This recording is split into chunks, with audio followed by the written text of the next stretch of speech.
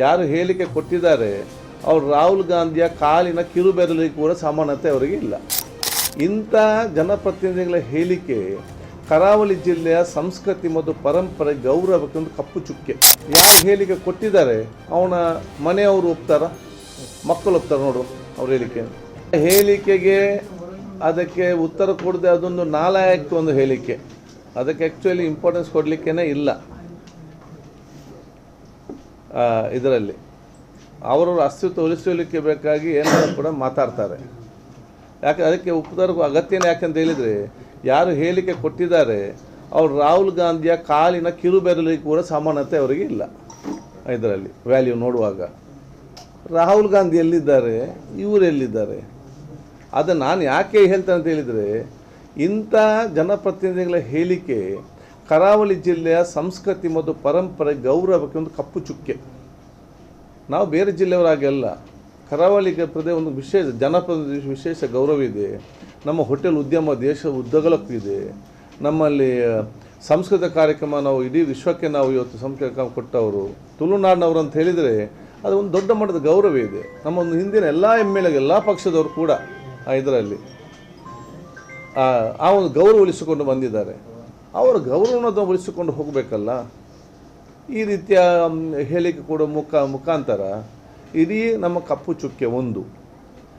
ಎರಡನೇದು, ಈ ಹೇಳಿಕೆಯನ್ನು ಯಾರು ಕೂಡ ಒಪ್ಪುವುದಿಲ್ಲ. ಯಾರು ಹೇಳಿಕೆ ಕೊಟ್ಟಿದ್ದಾರೆ ಅವನ ಮನೆಯವರು ಒಪ್ತಾರ, ಮಕ್ಕಳು ಒಪ್ತಾರೆ ನೋಡು ಅವ್ರ ಹೇಳಿಕೆ.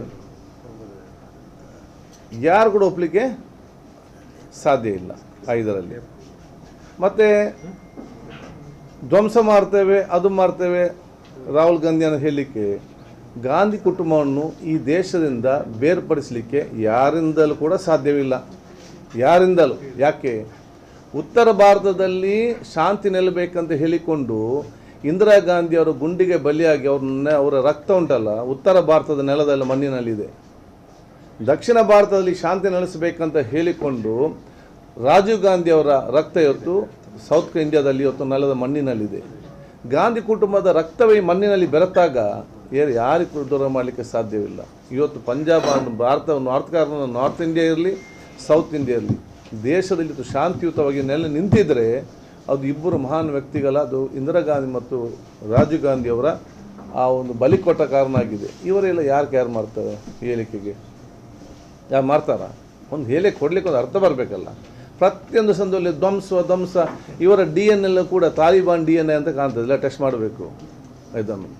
ಅಂದರೆ ಧ್ವಂಸ ಅಲ್ಲಿಂದಲೇ ಬರುವುದು. ಇದರಲ್ಲಿ ಏನಿದೆ ಅವ್ರದ್ದು, ಅದಕ್ಕೆ ಇದು ಯಾರಿಗೂ ಒಪ್ಪೋದಿಲ್ಲ. ಇದು ಇಡೀ ಅವರ ಅಸ್ತಿತ್ವ ಉಳಿಸ್ಕೊಳ್ಬೇಕು. ಅದಕ್ಕೇನು ಹೇಳೋದೆಲ್ಲ ಸರಿಯಲ್ಲ. ಇದು ಎಲ್ಲರಿಗೂ ಕೂಡ ಅಗೌರವ ತರುವಂಥ ಒಂದು ಕೆಲಸ. ಶಾಸಕರ ಮೇಲೆ ಹೀಗೆ ಜನಪ್ರತಿನಿಧಿಗಳ ಮೇಲೆ ಹೀಗೆ ಮನಬಂದಂಗೆ ಮಾತಾಡೋದು ಅದೊಂದು ರೀತಿ ಟ್ರೆಂಡ್ ಆಗಿದೆ ಈಗ. ಅಂದರೆ ಒಂದು ರೀತಿ ಈಗ ಒಂದು ಕರಾವಳಿ ಪ್ರದೇಶ ನಾವು ಬರೀ ರಾಜಕೀಯದಲ್ಲಿ ಮಾತ್ರ ಒಂದು ಗೌರವ ಅಲ್ಲ, ಎಲ್ಲಿ ಹೋದರೂ ಕೂಡ ಮಂಗಳೂರು ಕರಾವಳಿ ಅಂತೇಳಿ ಮಂಗಳೂರು ನಾವು ಭಾಳ ಹುಷಾರು ಮಾರ ಬಹಳ ಸಂಭವಿತರಂತೇಳಿ ಹಿಂದಿಂದ ನಮ್ಮ ತಂದೆ ಕಾಲದಿಂದಲೇ ಹೆಜ್ಜೆ ಕೊಡುಗೆ ಆ ಟೈಮಿಂದಲೂ ಒಂದು ಬಂದಂಥದ್ದು. KK ಶೆಟ್ಟಿ ಇರಲಿ, ನಮ್ಮ ಮಂಗಳೂರು ಯೋಗೇಶ್ ಭಟ್ ಇರಲಿ ಅವತ್ತಿದ್ದಾಗ, ಆ ಕಾಲದಿಂದಲೂ ಕೂಡ ಇದಕ್ಕೆಲ್ಲ ಕೂಡ ಒಂದು ಕಪ್ಪು ಚುಕ್ಕೆ ತರುವಂಥ ಕೆಲಸ. ಇದರಿಂದ ಯಾರಿಗೇನು ಸಿಗ್ತದೆ? ಹೇಳಿಕೆ ಏನಾದರೂ ಪ್ರಯೋಜನ ಉಂಟಾ? ನಾನೇನಿಲ್ಲ, ಇವ್ರು ಕಿರುಬೆರಳಿಗಳು ಸಾಮಾನ್ಯರಿಲ್ಲ. ಇವ್ರು ಯಾರಿಗೆ ಅದು ಬರ್ತದ? ಅವರ ಮನೆಯವರು ಒಪ್ತಾರೆ ಈ ಮಾತನ್ನು.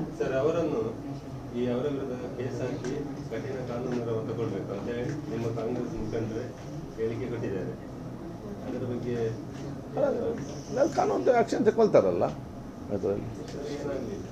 ಹೌದು, ಏನನ್ನು ಮಾಡಬೇಕು? ಕಾನೂನು ವ್ಯಾಪ್ತಿಯಲ್ಲಿ ನಡೀತದೆ. ಪೊಲೀಸ್ ಇಲಾಖೆಯವ್ರು ನೋಡ್ತಾರೆ.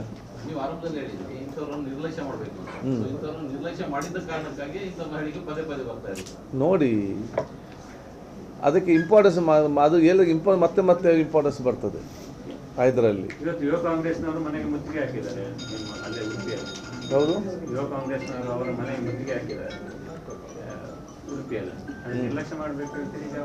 ಅಲ್ಲಲ್ಲ, ನನ್ನ ಅಭಿಪ್ರಾಯ ಇರುವಂಥದ್ದು ಇದಲ್ಲ. ಅದು ಎಲ್ಲ ನಮ್ಮ ರೀತಿ ಇರುವುದಿಲ್ಲಲ್ಲ ಇದರಲ್ಲಿ. ಅದಕ್ಕೆ ನಾವು ರಿಯಾಕ್ಷನ್ ಕೊಡದೆ ಅದು ನಾಲಾಯಕ ಪ್ರಶ್ನೆ ಅದೇನು ಅಲ್ಲಿ. ಆದರೂ ಏನು, ವಿಚಾರ ಒಂದು ಹೇಳಬೇಕಲ್ಲ ಯಾಕೆ ಅಂತೇಳಿ ಅವ್ರು ಏನು ಮಾತಾಡೋ ಕುಟುಂಬಸ್ಥರೇ ಒಪ್ಪೋದಿಲ್ಲ, ಒಪ್ಪಲಿ ನೋಡುವ.